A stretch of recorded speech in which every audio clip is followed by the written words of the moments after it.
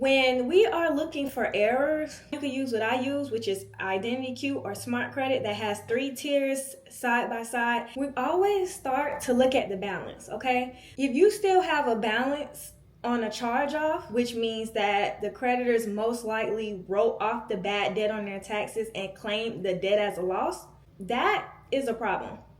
A lot of my girls and guys that have bought my course, they have noticed that a lot of the times creditors make this violation and they see that their account get either updated to 0 per their request or removed from their account. Or your debt to income ratio goes down.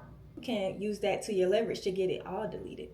Another violation, if we're looking at the open date, like for example, this open date on this credit report has open 12/12. One is open 12/01.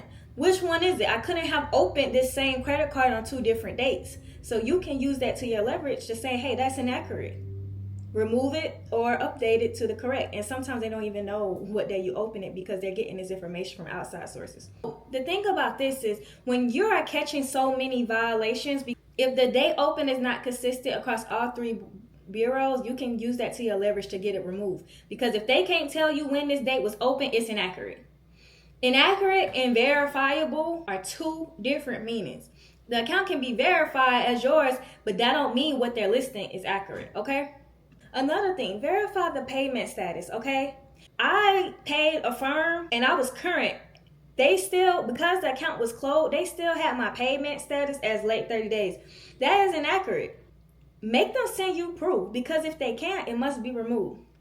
Another thing, verify the last reported. They have to update your the last reported every time that you dispute. So if I'm doing a dispute in May and they haven't updated my account since March, that's a problem.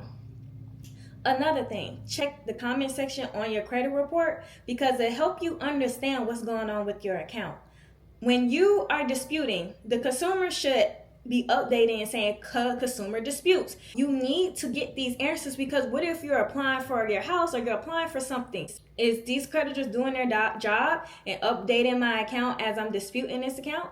And 2, are they giving me a fair chance when I do apply to lenders to let lenders see if I'm aware about this derogatory and that it is being disputed and taken care of?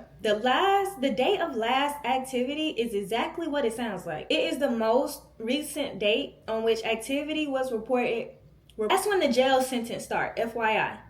Date last active was the most recent date on which activity, 9 out of 10 negative, unless you've never been late, then it's positive. But think about this. If they re-age your DOLA on a negative account, then it's going to take longer for that account to come off. So you got to wait a whole extra year just because you don't know how to read your credit report. Another thing, check the payment history, okay? You might think this is a no-brainer because if you have a charge-off that has lates, that's illegal. That's a violation. A charge-off is by default late, so it should not have a late payment. You got to break down the derogatory account. And I'll tell you more about that in my course, okay? Cross-check, and we mentioned this before. Cross-check info and dispute results across all 3 bureaus. If the information isn't right, put the bureaus against each other, okay? It doesn't stop here. Don't let these derogatory accounts hold you back from getting your car, getting your house, and leveraging your business. Because I'm telling you, your credit is the reason why you're broke. Don't you want to buy a house? You got to have the credit for it. You're paying off someone else's mortgage. I could go on and on, but only the people that really knows the power of credit is going to take this serious. I'm going to save you the time and give you everything that you need in my $750 course. For the first 20 people, I'm giving $200 off.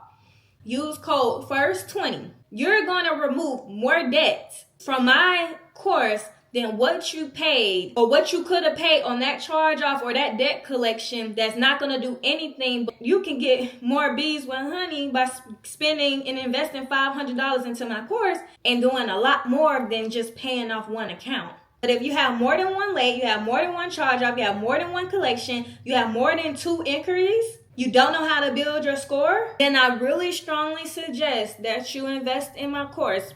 The economy is so bad right now. You need funding. You need lower interest rates. You need to be able to get your car without overpaying. You need to be able to get your house, and you need to scale up.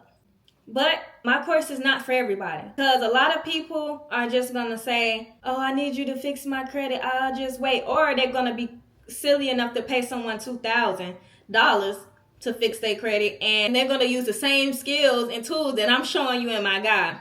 You can pay by 4, get started. What are you waiting on? Are you waiting on another denial, or are you waiting to fix your credit and start getting approved?